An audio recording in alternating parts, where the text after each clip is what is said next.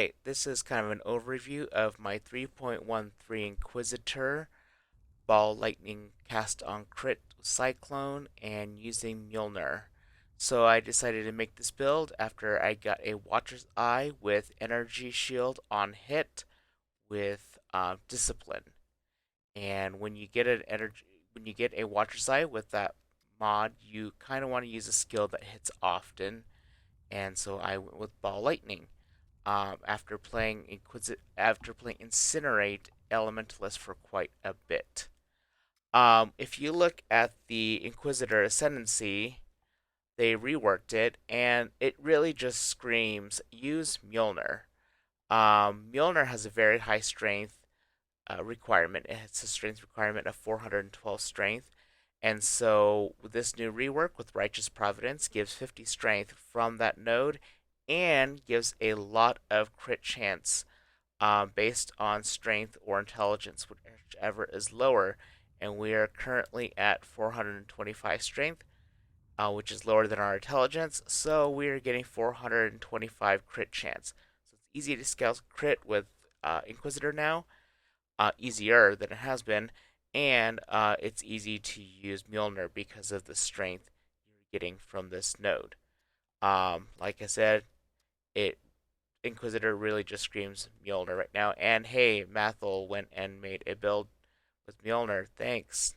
Still in my limelight. Anyway, um, so let me talk a little bit about the build. Build name is called I Said What I Said, and shout out to Tamisha Iman from RuPaul's Drag Race. Haha, I said what I said.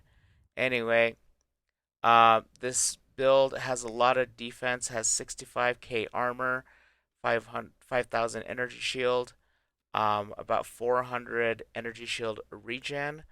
It also has leech and the energy shield on hit.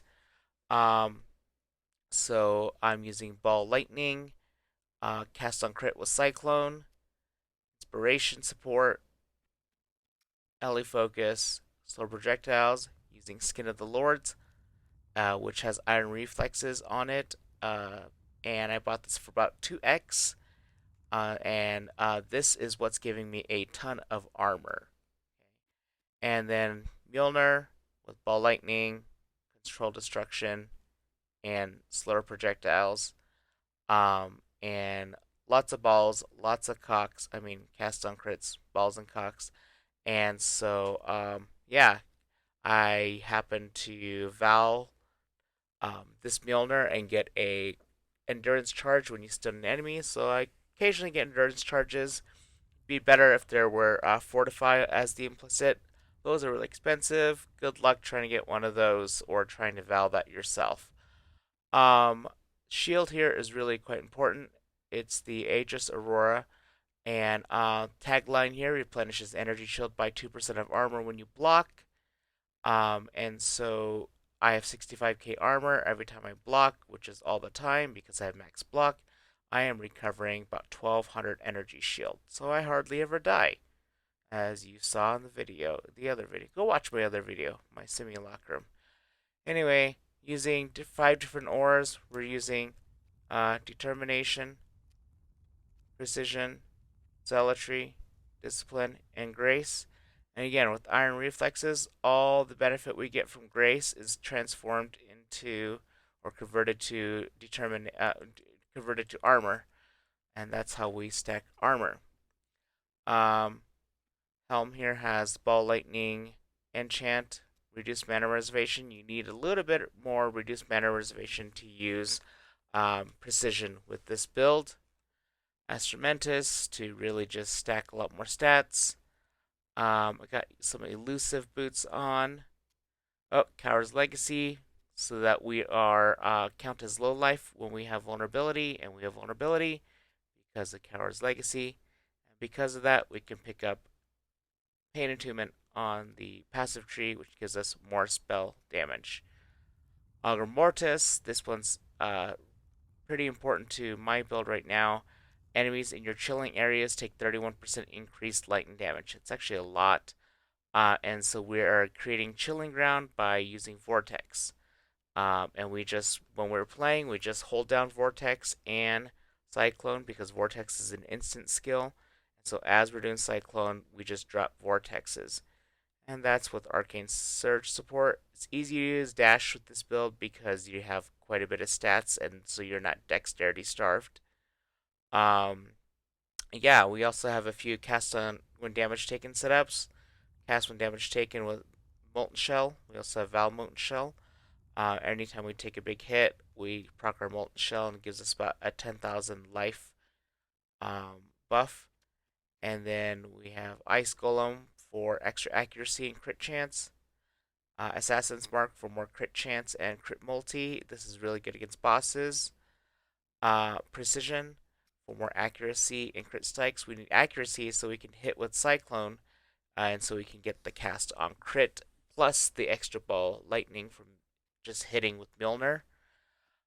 We have cast when damage taken with Blade Blast, and this is to we get the Unnerved bonus, which makes enemies take 10% increased spell damage.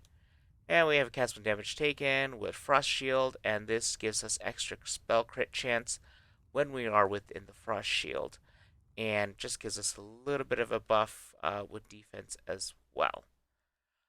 Flasks, we got Granite Flask, Jade Flask with increased armor and evasion. We got a Diamond Flask with bleeding, because that's the only thing we're not immune to is bleeding and curses, but we need to be cursed in order to make this build work with the Coward's Legacy. Cinder Swallow Urn for a little bit more damage when they are ignited, and we are igniting by um, adding a little bit of fire damage to our build with just a little craft here on our ring. And let's see.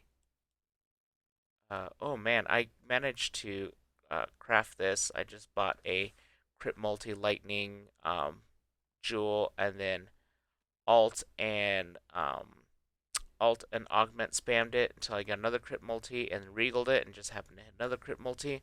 This is about a 3x jewel. Um, I made another one too and sold it for 4x. Hee hee. Um, we pick up glancing blows for max block. Pick up all the crit multi we can from the tree. We're also picking up mana reservation nodes since we're using a lot of auras. We picked up Chaos Inoculation, so we're immune to Chaos damage. You could try to run this build as a life and energy shield build, which works really well with Inquisitor. I hate shopping for Chaos resistance gear. I'm using a lot of uniques as it is, so I just decided to pick up Chaos Inoculation. Still hardly die, so whatever. Um, Jewels, using 2 jewels with medium clusters with Sublime Form, which makes it so I can use Grace, and the Grace gives me more armor. Well, really gives me more evasion, which gives me more armor. Using 2 medium clusters with Uncompromising, which makes Determination reduce less mana. I have 8 Stalwart Commander nodes on this build, 4 from medium clusters and 4 from small clusters. Um, yeah, and then I have this one with Corrupted Blood. Large clusters. This one, oh, this lightning large cluster is really important. Here's why. Because this node right here, Stormrider, this is how we're sustaining power charges so that we get the extra crit chance. 10% chance to gain a power charge when you shock a chilled enemy. Again, we're chilling with Vortex, and then we're just shocking with Ball Lightning. And then Disorienting Display, chance to blind nearby enemies when using Elemental skill. This actually procs pretty often. And then Snowstorm, gain 10% lightning damage as extra cold against chilled enemies. And you might be thinking, well, you're playing Ball Lightning. Why do you need extra cold? And don't you want to scale more lightning instead of cold? Well, with Inquisitor, it doesn't matter. You basically want all the elemental damage you can get because when you crit with Inquisitor, it ignores enemies' uh, elemental resistances. And so you don't have to scale exposure, you don't have to scale curses that lower resistances. This one node gives a lot of quality of life to um, elemental builds and Inquisitor. Um, we also picked up the consecrated ground nodes here, um, and we are getting consecrated ground through zealotry aura. And so, even though we're never really stationary, we're moving all the time with Cyclone. We get consecrated ground often because of zealotry. Because with zealotry, anytime you hit a unique or a rare, you get a chance to create consecrated ground. And because we are on consecrated ground basically often, or we have the FX linger often, we are immune to shock, ignite, and freeze slash chill. That is a quick overview on the build. I don't want to spend too much time talking about the build because all my videos lately have been really long. Again, max block, super tanky.